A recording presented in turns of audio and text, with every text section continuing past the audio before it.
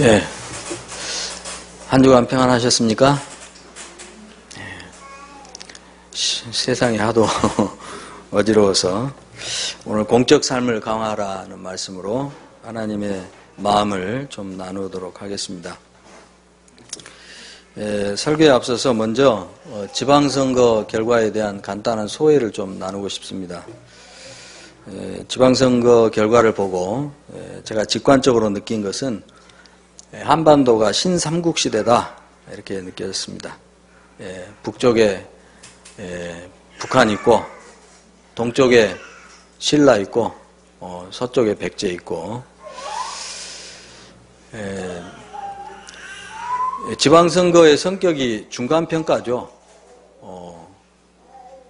지난 대선 때 뽑은 그 정부에 대한 중간평가 결과입니다. 그러니까 중간평가의 역할을 해줬어야 되는 것이 이번 지방선거죠. 어느 당을 찍고 안 찍고를 떠나서 그 성격에 맞게 우리가 투표를 해서 이 정부가 그래도 국민의 견제를 받고 생각을 좀 바르게 할 건 바르게 하고 또 적극적으로 할 건 하고 힘을 얻어서 하고 하는 그런 역할을 해줘야 되는 선거였습니다. 그런데 중간평가라는 자체가 없었습니다. 없고 뭐만 남았느냐? 제가 보기에는 편만 남았습니다. 편만. 누구 편이냐 하는 것만 남았어요. 뭐 잘한 거 있으면 잘했다고 지지해주거나 못한 거 있으면 꾸짖거나 하는 그런 역할이 있었어야 됐는데 여러분도 아시다시피 이번 지방선거를 치르기 전에 세월호 사건이라든가 안대희 국무총리 후보자 낙마라든가 뭐 등등의 뭐 장성에서 요양병원에 불나가지고 21명이 죽었다든가 뭐 곳곳에서 이런 상당히 많은 이 사회 불안 요소들이 터지는 그런 것들이 있었고 또 그런 메시지들이 사건마다 메시지가 다 있었는데 메시지를 피드백해주는 정당한 평가가 없었다. 그래서 편만 남은 결과였다. 편만. 그래서 신삼국시대다라는 생각을 하게 됐습니다. 이것이 지속된다면 공멸의 길을 우리가 가는 거죠. 또 이 정치인들 선거하고 다르게 진보 교육감들은 또 16곳인가요? 17곳에서 14곳을 차지했어요. 아주 이상한 아이러니컬한 이렇게 선거 결과가 나왔습니다. 진보 교육감들은 왜 이렇게 또 많이 당선이 된 겁니까? 그래서 제가 투표율을 좀 나름대로 분석을 해봤어요. 해봤더니 여러분 다 아시는 내용인데 20대, 30대, 40대는 이제 지금 현 정부를 반대했죠. 그러나 50대 이상은 현 정부를 아주 더 적극적으로 지지했습니다. 세대별로도 쪼개졌죠. 그런데 어떻게 진보 교육감들이 이렇게 약진할 수 있었는가? 죄송합니다. 이 기성세대들, 50대 이상의 기성세대들이 꼼수 부린 겁니다. 꼼수. 뭐냐면은 죄책감을 진보 교육감 표 주면서 죄책감 든 거예요. 근데 이 세월호 사건이나 예를 들면 이런 문제에 대한 책임을 교육감들이 져야 됩니까? 이건 교육감이 질 문제가 아니거든요, 사실은. 그런데 교육감들을 진보 진영에 몰아넣어 준 것으로 죄책감을 들었다. 기성세대들이. 뭐 많은 평론가들이 아주 기가 막힌 절묘한 조합이다. 뭐 여러 가지 좋은 말씀들을 많이 하는데 제가 딱 봤을 때는 이겁니다.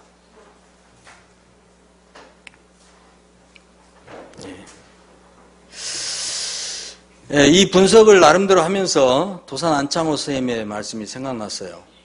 진리는 반드시 따른 자가 있고 정의는 반드시 이룬 날이 있다. 정말 제가 고등학교 때 아주 암송하다시피 한 말씀인데요. 그런데 진리를 따른 자는 거의 없습니다. 사실 보면. 정의를 이룬 날이 여러분 보시기에 얼마나 있었습니까? 이 땅에 정의가 이루어진 날이 얼마나 있었어요. 제가 도산 안창호 선생님의 말씀이 틀렸다고 지금 하는 게 아니고 진리를 따르는 자가 그렇게 작아도 정의를 이루는 날이 그래도 가끔 어쩌다가 생기는 일이 있다 할지라도 진리를 따르자는 것입니다. 정의를 이루도록 하자는 것이죠. 주류가 못되고 항상 비주류의 입장에 처할지라도 바른 것을 향해서 우리는 가야 할 것입니다. 이번 지방선거 결과는 세월호를 2번 침몰시켜버렸습니다. 제가 봤을 때. 여러분, 지배 권력을 가지고 있는 사람들은 진정한 문제 해결을 마음이 없습니다. 여러분, 그걸 아셔야 돼요. 속으면 안 됩니다. 예. 반드시 이 권력자들은 그 자기들을 위태롭게 했던 그 사건, 문제들, 그 사건의 중요성을 덮어버리려고 하지, 그 중요성을 일깨워서 정말 문제를 해결하겠다. 없습니다, 여러분. 그러니까 국가 개존이 적폐훼손이 저는 믿지 않습니다. 자, 그런 것들을 바라지 않는다는 것이 아니라 그 말을 믿지 않는다. 정말 12명의 희생자가 아직도 시신을 찾지 못하고 있는데 눈물이 납니다. 정말로 눈물이 나고 그 가족들의 마음을 상상해 보면 너무 괴롭습니다. 정말 괴롭습니다. 간절히 기도했습니다. 하나님 제발 좀 도와주십시오. 빨리 저 12명의 시신이 확보되어서 가족들에게 돌아가고 가족들도 이 고통으로부터 조금이나마 좀 노임을 받을 수 있도록 도와달라고 정말 간절히 기도하지 않을 수가 없는 것 같습니다. 여러분, 이제 앞으로 정치 현실을 보면 알겠지만 세월호 사건 곧 얼마 가지 않아서 묻힐 것입니다. 어떤 조치는 취하는 흉내는 내겠지만 여러분 기억하십시오. 나중에 언제 우리가 피해자가 될지 모른다는 것을 기억하시고 적어도 기독교인들은 이 문제의 심각성을 잊지 말고 이것이 주는 교훈을 마음에 새기면서 그리스도인으로서의 공적인 삶을 사는데 우리가 주력해야 될 것이라고 생각을 합니다. 그래서 오늘 설교 제목이 공적인 삶, 기독교인으로서의 공적인 삶을 강화하자입니다. 기독교인이라면 누구나 할 것 없이 보여줘야 할 공적인 삶이 빛과 소금으로 사는 것입니다. 빛과 소금은 무엇보다도 없어서는 안 되는 것들이죠. 따라서 기독교인은 하나님께나 사람들에게나 반드시 필요한 사람이 되어야 합니다. 있으나 마나 하거나 차라리 없는 게 더 나은 사람이 되어서는 안 된다는 것이죠. 빛은 보이지 않는 실제를 드러내 보여주는 계시를 나타냅니다. 요한은 참빛 곧 세상에 와서 각 사람에게 비추는 빛이 있었다라고 했습니다. 그리고 예수님께서는 나를 본 자는 아버지를 본 것이라고 말씀하셨죠. 예수님께서 하나님 아버지를 세상 가운데 드러내 보여주는 완전한 계시자란 그런 말씀입니다. 그런 예수님께서 제자들을 향해 너희는 세상의 빛이라고 하셨습니다. 저와 여러분은 세상의 빛이라고 예수님이 선언하십니다. 예수님께서 세상의 빛으로 오셔서 하나님 아버지를 계시하셨던 것처럼 사람들로 하여금 하나님 아버지를 볼 수 있도록 해주셨던 것처럼 이제는 제자들이 예수 그리스도를 믿고 따른다고 하는 그 제자들이 그 역할을 해야 한다는 부름입니다. 이 부름에 따라 제자들은 세상 가운데서 하나님을 보여주는 삶을 살아야 했습니다. 기독교인이라고 하는 우리에게도 이런 삶이 요구되고 있죠. 우리가 알고 있는 1세기 초기 기독교인들은 적어도 예수님의 부름에 합당한 삶을 살았던 것 같습니다. 이것이 그리스도인이 보여줘야 될 공적인 삶입니다. 하나님을 보여준다는 것은 하나님이 계시다는 것을 보여주는 것입니다. 여러분 교회 생활하실 때 이런 말씀들 자주 들었죠? 교회 안에서 시험 들고 누가 실족하거나 교회 안 나오면 사람 보지 말고 하나님 보라고. 틀린 말입니다, 여러분. 사람들이 어떻게 보이지 않는 하나님을 봅니까? 믿는 사람을 통해서밖에 하나님을 볼 수가 없습니다. 그러므로 예수님께서 누구든지 소자 중 하나를 실족해 하면 차라리 연자맷돌 목에 걸고 바다에 빠져 죽어라. 그렇게 말씀하시는 거 아니에요? 하나님을 보여준다는 것은 또 그 실존에 계시는 그 하나님의 마음, 성품이 어떤 것인지, 그리고 그 하나님의 뜻이 무엇인지를 세상 가운데 보여주는 것. 이것이 빛의 역할입니다. 하나님의 형상이란 말씀이 갖는 의미가 바로 이것입니다. 삼위일체 하나님을 한번 생각해 보죠. 삼위일체는 하나님의 존재 양식입니다. 그리고 하나님의 모든 경륜을 세상 가운데 드러내는 방식입니다. 삼위일체가. 여러분, 어떻게 삼위일체 하나님을 세상 가운데 나타내 보시겠습니까? 우리가 어떻게 삼위일체 하나님을 이 세상 속에 나타낼 수 있을까요? 한편으로 소금은 하나님의 언약을 상징합니다. 부패를 방지하는 그 성질 때문에 하나님 언약의 영원성을 나타낼 때 사용되죠.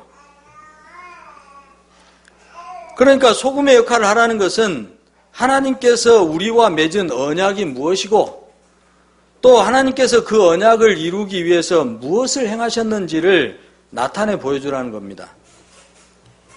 빛이 하나님의 존재를 드러내는 것이라면 소금은 하나님께서 행하신 일들을 입증하는 것입니다.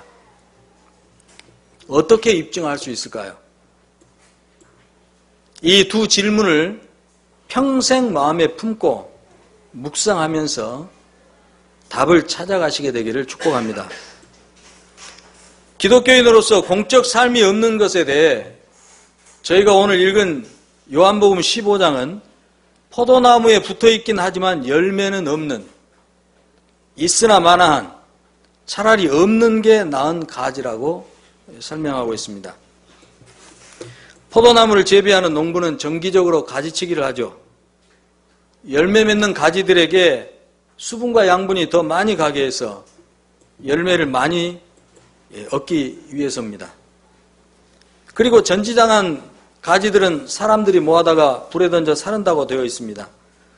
이 말씀은 구원을 못 받는다는 말씀이 아니고 하나님의 자녀로서의 존귀를 잃어버리고 세상 사람들에게 무시당하고 모욕당하고 짓밟히며 살 것이란 그런 말씀이죠.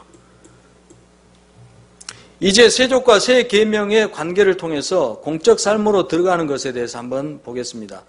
요한복음 13장을 우리 다시 보면 제자들은 예수께서 주신 말씀을 통해 이미 전체가 깨끗한 상태였기 때문에 세족을 받을 필요가 없었습니다. 그럼에도 불구하고 예수님께서는 성만찬이라고 하는 역사의 전환점에서 세족을 행하셨죠. 세 가지 이유에서입니다. 첫째, 세족이라고 하는 가장 비천한 봉사를 보여주는 겁니다. 세족이라고 하는 가장 비천한 봉사는 세상 모든 죄를 끌어안고 가장 비천한 제물로 십자가에 바쳐질 그 자신의 봉사를 미리 보여주시는 거죠. 그리고 제자들로 하여금 그것을 믿게 해서 그들도 서로의 발을 씻어주는 또 다른 비천한 양으로 살게 하려고 세족을 행하신 것입니다. 두 번째로 예수님의 이 섬김 때문에 세족은 가장 비천하고 굴욕적인 봉사의 자리에서 하나님 나라의 유업을 상속받을 수 있게 하는 가장 고결한 사랑의 행위로 성화되었습니다. 예수님이 세족을 행하시기 전까지만 해도 세족은 아주 비천했죠. 굴욕적인 것이었습니다. 그래서 노예라도 유대인 노예에게는 요구할 수 없었던 거예요. 그런데 예수님이 세족을 행하심으로 인해서 이제부터는 이 세족이라는 가장 비천한, 노예라도 하기 싫어하는 이 비천한 봉사가 하나님 나라의 유업을 상속받을 수 있게 하는 가장 존귀하고 고결한 아름다운 그런 사랑의 행위가 되었다는 것입니다. 그래서 이것을 알고 실천하는 사람은 복이 있다고 예수님이 그러신 거예요. 고난을 앞두고 세족을 행하신 것은 앞으로 닥쳐올 숱한 고난 가운데서도 종말에 받을 영원한 복을 소망하면서 각자의 소명을 다할 수 있게 하려고 동기를 심어주시기 위해서 예수님께서 세족을 행하신 것이죠. 하나님 나라의 유업은 믿는다고 말하는 사람들에게 상속되는 것이 아니고 세족의 의미를 알고 실천하는 사람에게 상속되기 때문입니다. 셋째로 세족은 제자들을 세상에 보내는 파송시켰어요. 예수님께서 제자들에게 기름을 부어 보내시기 때문에 이제 예수님이 부재한 이 세상에서 제자를 영접하는 사람은 예수님을 영접하는 것이 되고 또 하나님 아버지를 영접하게 되는 것입니다. 요한복음 13장 20절에서 진실로 진실로 하시면서 예수님께서 하신 말씀이죠. 오용되고 남용될 위험성이 아주 다분한 그런 말씀입니다. 실제로 역사 교회사에서는 많이 오용하고 남용하기도 했어요. 그렇지만 그럼에도 불구하고 이 땅에 남겨진 사람들의 구원이 바로 제자들, 교회에 달려있다는 것을 보여주는 매우 심각한 그런 말씀이 분명합니다. 정리해보면 세족은 하나님께로 가는 길입니다. 세족식이라고 하는 이벤트가 아니라 가장 비천한 섬김에 대한 믿음과 실천이 그렇다는 겁니다. 예수님께서 하나님께로 가는 유일한 길이시죠. 그리고 그분이 가신 길이 바로 비천한 세족의 섬김이었기 때문입니다. 예수님의 세족은 그때나 지금이나 앞으로도 영원히 지속되는 섬김입니다. 따라서 예수님의 세족을 받지 않으면 예수님과 아무 상관이 없습니다. 예수님 절대로 내 발을 씻지 못하실 것입니다. 그러면 너는 나와 아무 상관도 없는 사람이다. 하나님 나라에 발을 들여다 놓는다는 것은 그리스도의 십자가 피에 자기를 담근다는 것이죠. 그것은 곧 예수님의 세족을 받는다는 것입니다. 그때 제자들만 세족을 받는 게 아니고 여기 우리도 세족을 받는 것입니다. 그래서 세족은 하나님 나라로 들어가는 길이라고 제가 그런 겁니다. 그리고 새 계명은 세족을 통해 파송될 제자들이 임무를 완수하기 위해 반드시 지켜야 될 절대적인 것이죠. 선택사항이 아닙니다. 세족을 통한 파송의 목적이 뭡니까, 여러분? 예수님께서 제자들에게 세족을 행하시고 보내신 이유가 뭐예요? 사람들이 이 보냄을 받은 제자들을 통해서 예수님을 영접하게 되고 그래서 하나님 나라가 그들 가운데 임하는 것이고 하늘에서 이룬 하나님의 뜻이 그들에게도 이루어지는 것 아니겠습니까? 그것이 목적이에요. 그런데 이교도 제국인 로마의 철권 통치하에서 세상에서 강도 만난 사람들이 어떻게 제자들을 알아보고 그들을 영접할 수 있는 그 결단까지 내릴 수 있게 해주겠냐 이거예요. 무엇이? 바로 세상에는 없는 그런 사랑이죠. 너희가 서로 사랑하면 이로써 모든 사람이 너희가 내 제자인 줄 알고 너희를 영접할 것이다. 그리고 너희를 영접함으로써 나를 영접하게 되는 것이다. 세족과 새 계명 사이에 놓인 이 놀라운 계시가 우리 속에서 완전히 내면화되어야 됩니다.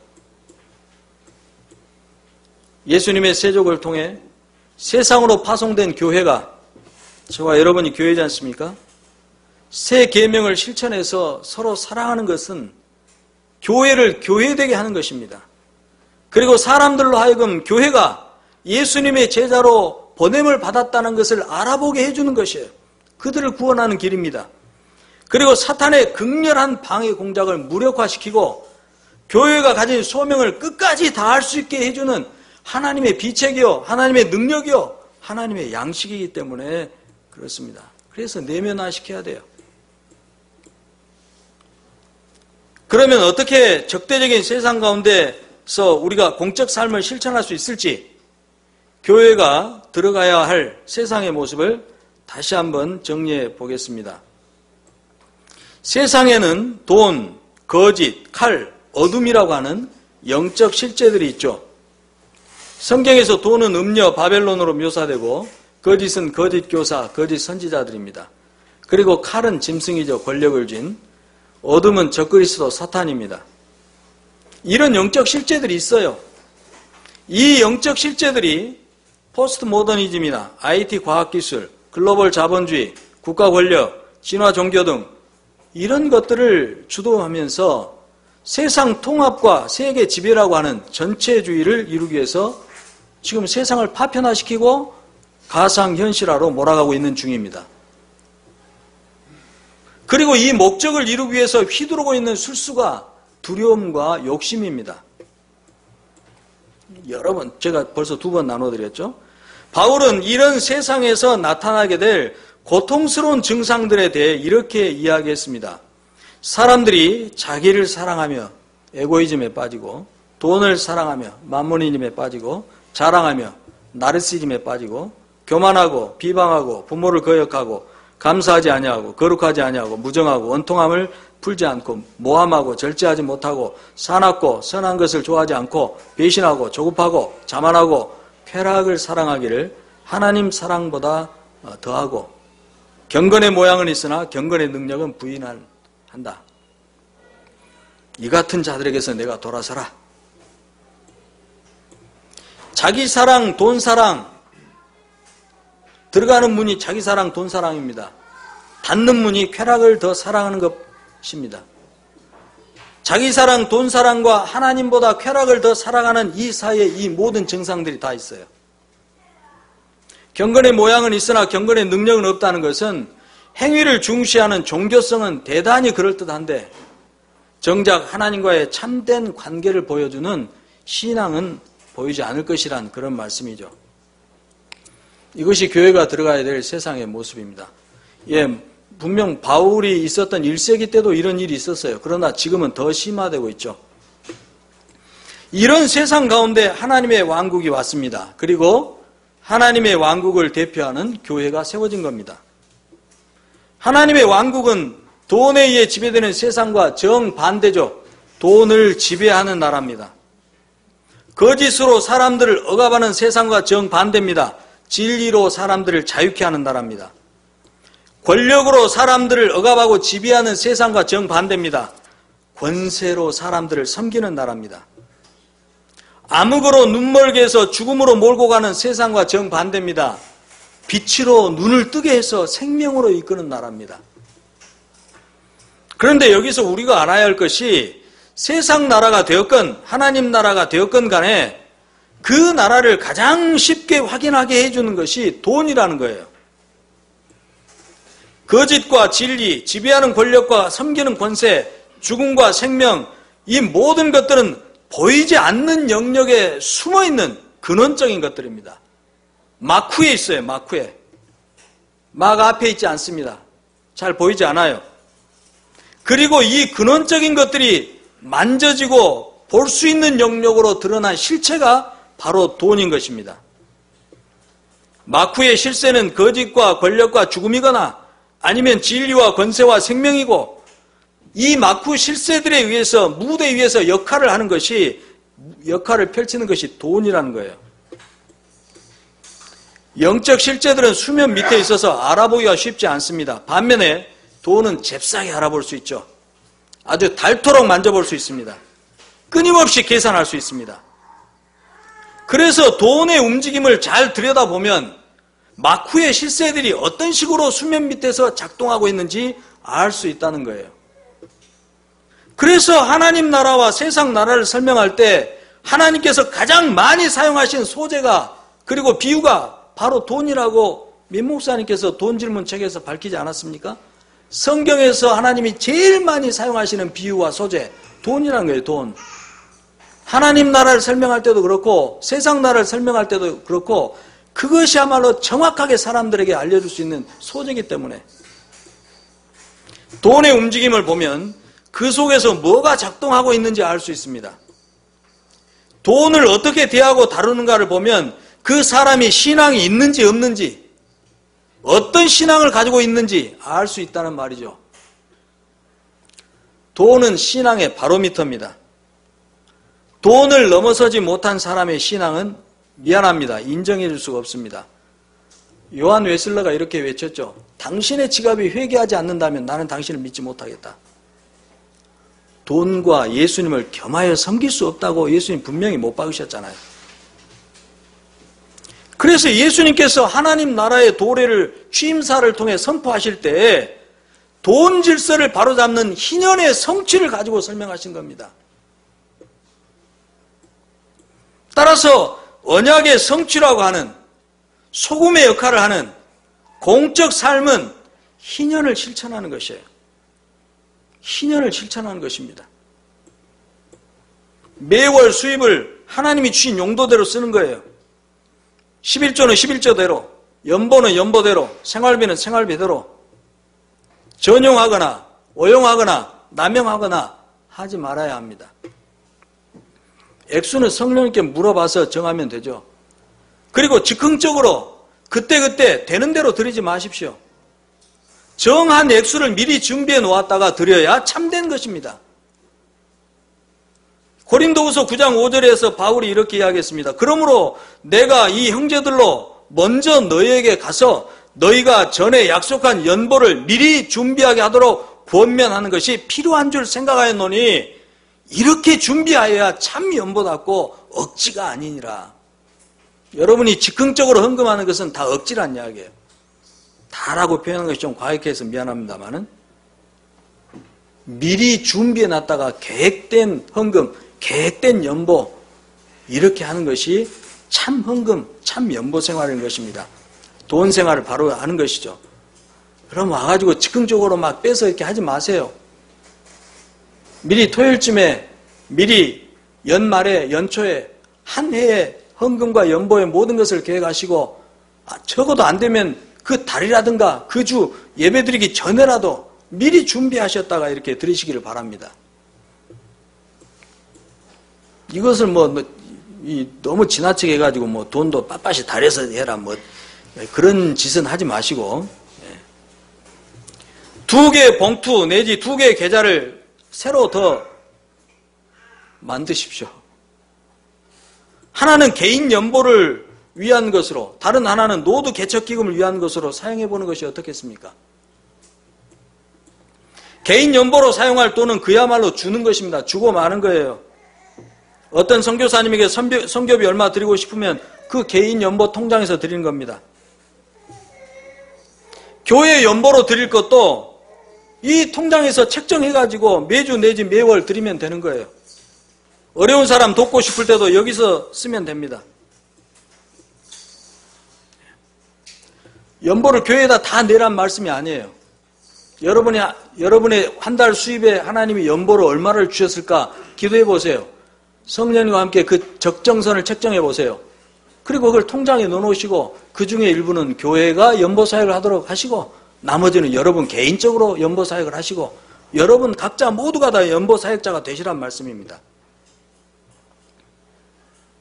매월 수입 중 어느 정도를 연보로 책정하면 좋을지는 성령님과 상의해서 결정하시면 되고 여러분 월급 통장이나 수입 통장에서 자동으로 계좌 이체시켜 놓고 기쁜 마음으로 사용하시면 여러분 돈을 이기실 것입니다.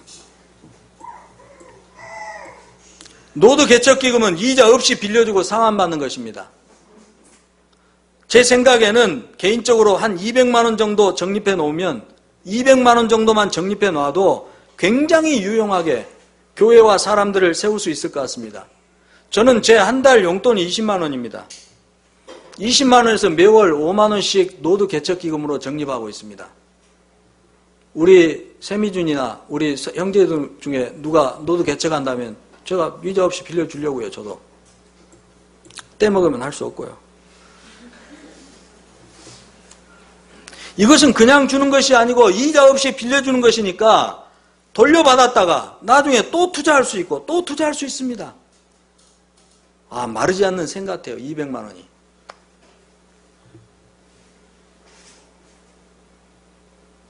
제가 곰곰이 생각해 보니까 성도 개인이 운영하는 이 노드 개척기금이야말로 카드판의 조커처럼 하나님 나라를 세워가는데 기가 막히게 사용될 수 있는 돈이라고 생각되는 거예요. 그 액수는 크지 않지만 만약 이것이 교회다움의 문화가 된다면은 엄청난 파워가 나올 것입니다.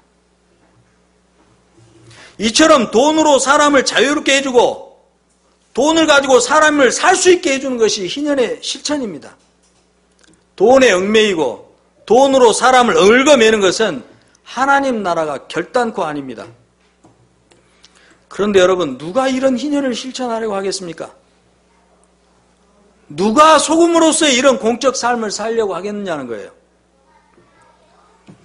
예수님의 세족을 통해 하나님 나라로 들어간 사람 말고 누가 이런 짓을 하려고 하겠습니까? 하나님 나라의 현재성 가운데 사는 사람 말고 하나님이 주시는 강권적인 있는 사랑이 있는, 하나님의 사랑이 있는 그 사람 말고 누가 이런 짓을 하려고 달려들겠냐는 거예요. 이번에는 빛의 역할을 하는 공적 삶을 한번 보죠. 여러 번 말씀을 나눴듯이 영적 예배는 몸을 드리는 것입니다. 하나님의 선하시고 기뻐하시고 온전하신 뜻이 내 몸의 실천을 통해 세상 가운데 드러나게 하는 것이 영적인 예배입니다. 몸으로 드리는 영적 예배, 바로 이것이 빛으로 사는 공적 삶이죠. 빛으로 사는 공적 삶을 강화하려면 산상수훈을 중심으로 신약의 복음서와 서신서들을 꾸준히 읽고 묵상해야 됩니다. 그런데 오늘은 제가 에베소서 5장과 로마 12장 말씀만을 가지고 어떻게 빛으로 살아야 하는지 간단히 한번 보려고 합니다. 오늘 제 설교가 누설돼 버렸어요. 성령님과 저만 아는 건데.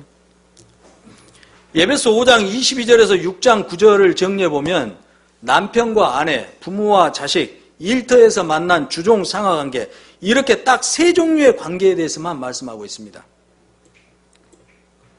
거두절미하고 하나님의 뜻은 이렇습니다.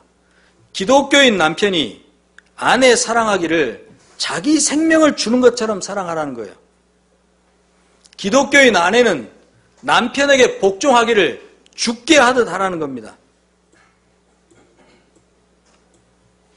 그래서 둘이 완전한 한 몸을 이루라는 것입니다. 기독교인 자녀들은 주 안에서 부모에게 순종하고, 기독교인 부모들은 주의 교훈과 훈계를 받아서 자녀들을 양육하라는 겁니다. 그러면 부모들이 당연히 먼저 하나님 앞에 나가서 하늘의 교훈과 훈계를 받아야 되죠. 기독교인 직원은 일터에서 만난 상사를 대할 때 주를 대하듯 하라는 것입니다. 기독교인 윗사람 상사도 마찬가지입니다. 자기 아랫사람들 대할 때 겁주지 말고 협박하지 말고 비인격적으로 대하지 말고 주님을 대하듯 하라는 것입니다. 물론 존경하기 매우 어려운 곤란한 남편들이 있습니다. 제가 들어도 정말 존경하기 어렵겠다. 저라도 가서 꿀밤을 한 대 쥐어받고 싶은 그런 남편들이 있어요. PC하다 보면 있습니다. 정말로 사랑하기 어려운 아내들도 있습니다. 아내들은 이런 아내 없는 것 같죠? 정말 사랑하기 어려운 아내들도 있어요. 목사님께서 자녀 설교에서 부모에 대해서도 말씀을 나누셨습니다. 정말 제가 가서 그 아버지 한번 쥐어받고 싶은 아버지 있다니까요, 진짜.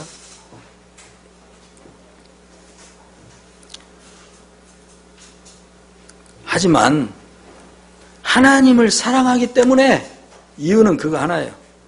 하나님을 사랑하기 때문에 하나님의 말씀대로 하려고 노력하는 것입니다. 사적으로는 어렵지만 내 개인적으로는 난 못하겠어요. 내 개인적으로는 목사 못하겠어요. 힘들고 어려워요. 기쁠 때도 많지만 어렵고 힘들 때도 많아요. 사적으로는 어렵지만 하나님 나라의 공인으로서, 우리는 다 하나님 나라의 공인이잖아요. 공인. 하나님 나라의 공인으로서 공적으로는 그렇게 하려고 해야 한다는 것입니다. 사적으로는 그렇게 안 돼도. 부모 자식 간에도 그렇고 일터에서 만난 상하 관계에서도 그렇고, 개인적으로 어떻게 이렇게 다 가능하겠어요? 어렵죠, 정말. 그러나 공적으로 하시라는 거예요. 공적으로. 여러분 모두 하나님 나라의 공인이시니까.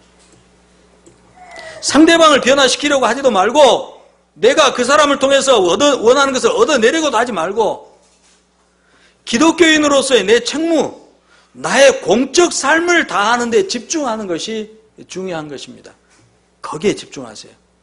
하나님 나라의 공인으로서 내가 공적 삶을 사는 것, 남편, 부모, 부부 간의 관계에서 부모 자식 간의 관계에서, 직장에서의 관계에서, 세상 안에서 만나는 사람들의 관계에서 공적 의무, 공인으로서의 공적인 삶, 거기에 집중을 하시면 이 개인의 사적으로 넘어설 수 없는 것들을 넘어설 수가 있습니다.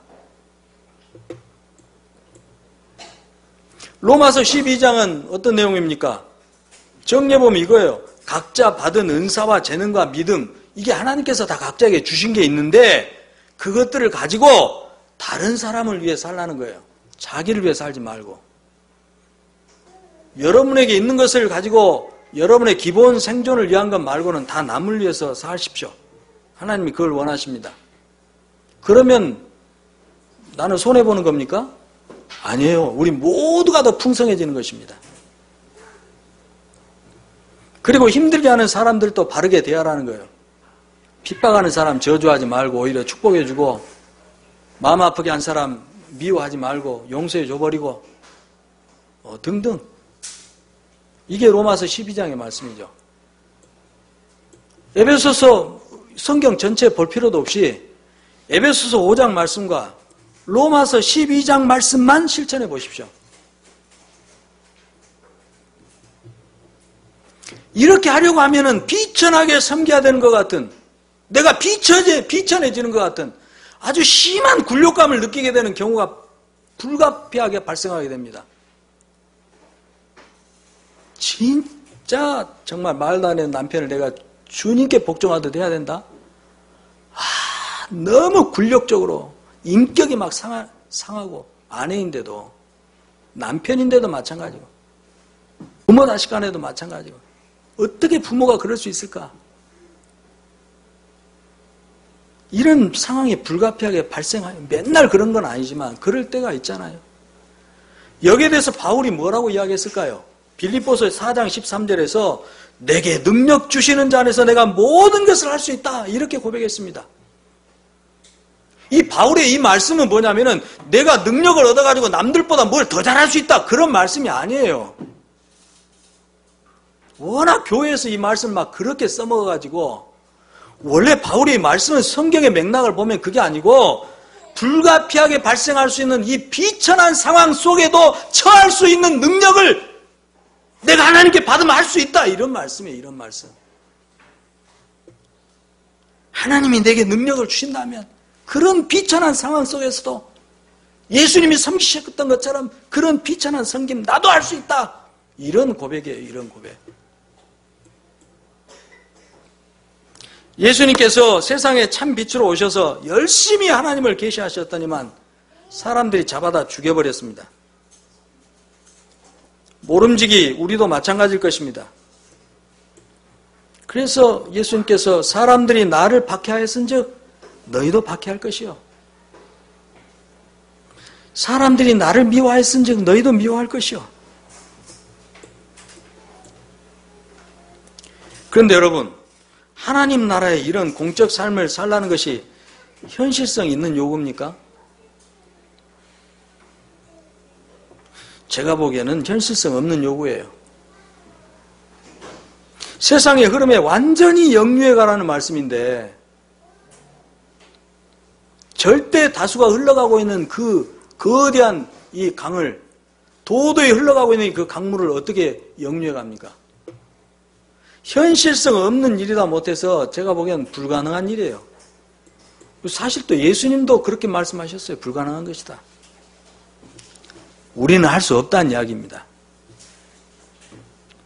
이것이 우리에게는 불가능한 일이라는 거예요. 그러니까 자기의 어떤 것으로 하려고 달려드는 것은 심히 어리석은 짓입니다. 자기가 이것을 해보려고 발버둥 치는 것은 불가능한 일일 뿐만 아니라 하나님의 은혜를 저버리는 그런 일이 되고 말아요. 예수님 말씀에 귀를 한번 기울여보죠.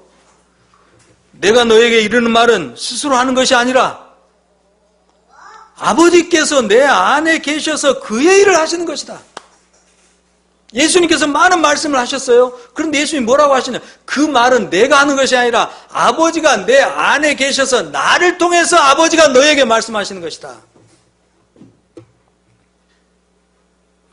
예수님께서 하나님의 아들로서 공적 삶을 완전히 성취하실 수 있었던 비결이 바로 여기에 있습니다. 아버지께서 예수님 안에서 아버지의 일을 하시도록 예수님은 자기를 그냥 내어드렸을 뿐이란 거예요. 이것이 바로 하나님 나라의 공적 삶을 살고자 하는 우리가 붙들어야 될 열쇠입니다. 열쇠. 예수님께서 우리 안에서 내가 하는 것이 아니라 예수님께서 우리 안에 들어오셔가지고 나를 통해서 예수님이 그 일을 해가시도록 우리는 우리 자신을 예수님께 그냥 내드리는 것만 하는 거예요. 그것이 영적 예배입니다. 몸을 드리는 거죠. 남편을 정말로 사랑하는 아내는 자기 전부를 남편에게 주죠. 아내를 정말로 사랑하는 남편도 자기 전부를 아내에게 줍니다. 그래서 예수님을 정말로 사랑하는 사람은 자기 전부를 예수님께 드릴 겁니다. 그런 사람은 하나님의 사랑이 뭔지를 아는 사람이에요. 또 말씀이신 예수님이 우리 안에서 우리 몸을 통해 다시 한번 육화되시려면 로고스 말씀이 내 안에 채워져야 됩니다. 말씀의 생수가 의의 나무가 되는, 의의 나무라고는 내 안에 가득 채워지면, 말씀의 생수가 가득 채워지면 이파리에 있는 엽록체를 통해 양분이 합성되기 시작하고, 또 말씀의 일부분은 이파리에 있는 기공과 수공을 통해 세상으로 발산되어 나가고, 말씀이 스스로 일을 하기 시작하는 거죠. 그러나 말씀의 생수가 의의 나무가 된 내 안에 채워져 있지 않으면 이 나무는 시들게 됩니다. 그리고 임계기를 넘어서면 다시 소생할 수 없는 죽은 나무로 죽게 돼요. 그때는 물 아무리 줘도 소용없습니다. 이런 사람이 시편 1편에 있는 복 있는 사람이에요. 하나님을 사랑해서 주야로 말씀을 묵상하니까 이파리는 무성하고 시절을 쫓아 열매를 맺는 거죠. 이파리는 세상을 치유하는 약재로 쓰이고 열매는 사람들이 먹는 그 양식이 되고, 또 이 열매 속에는 씨앗이 있어가지고 또 한 그루의 나무를 일으키는 씨앗을 세상에 제공해 주는 거죠. 예수님 안에 거하고 예수님을 모신 사람이 복 있는 사람입니다. 복 있는 사람은 하나님께 집중하는 사람이에요. 머리 대신 그리스도의 몸을 이루는 데 집중하는 사람입니다. 하나님은 이런 복 있는 사람을 통해서 세상에 자신을 드러내시고 뜻을 이루어 가십니다. 하나님 나라의 공적 삶이 이렇게 이루어져 가는 것이죠. 하나님께 집중하는 것과 기독교인이 공적 삶을 사는 것은 상호 증폭 시스템입니다. 순환할수록 마치 핵폭발이 이루어지는 것 같은 엄청난 에너지가 세상을 향해 발사되는 것이죠. 다메섹 도상에서 바울에게 일어났던 그런 일이 하나님의 빛을 보고 육신의 눈은 멀어버렸다가 성령의 세례를 받을 때 그의 영의 눈이 떠졌던 것처럼, 이런 하나님 나라의 강력한 빛이 우리 가운데 임해서 육신의 눈은 멀어버리고 영의 눈은 새롭게 열리는 그런 일이 일어나게 되기를 축복합니다. 그러나 절대로 세상이 좋아질 것이라고는 기대하지 마십시오. 하나님 나라의 시민이 늘어나는 것이 목표고 종말의 심판을 가져오는 것이 목표입니다. 오늘 찬양 드리면서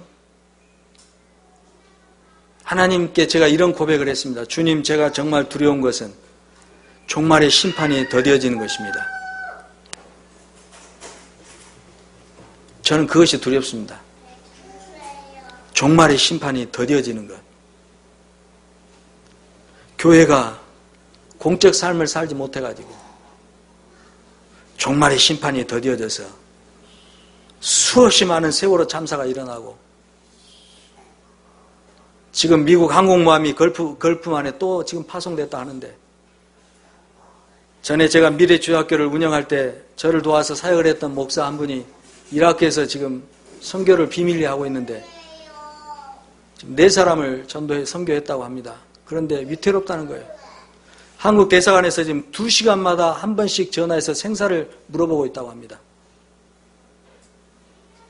수없이 많은 이라크 전쟁이 일어날 것이고 수없이 많은 보코하람이 일어나가지고 부모들의 가슴을 찢어놓고 한 인간의 그 인격 전체를 짓밟아버리고, 여러분 이런 일이 계속 일어나야 되겠습니까? 언제까지나요? 물론 우리가 의롭지는 않죠. 우리도 숱한 잘못을 많이 합니다. 그러나 여러분, 이 지구촌에서 일어나는 수없이 많은 부조리와 불합리하고 한 이 폭력적인 사태들 한번 보세요. 우리의 자녀들이 또 이런 세상에 살아가야 된다는 것을 한번 생각해 보세요. 그래서 저는 두려운 것입니다. 예수님이 재림하셔서 종말을 심판하실 그 심판이 더뎌질까 봐 두려운 것입니다.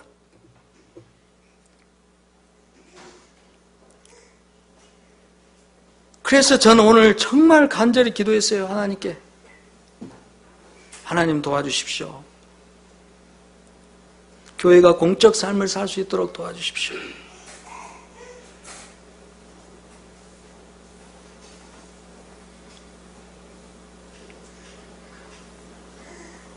기도합시다. 하나님,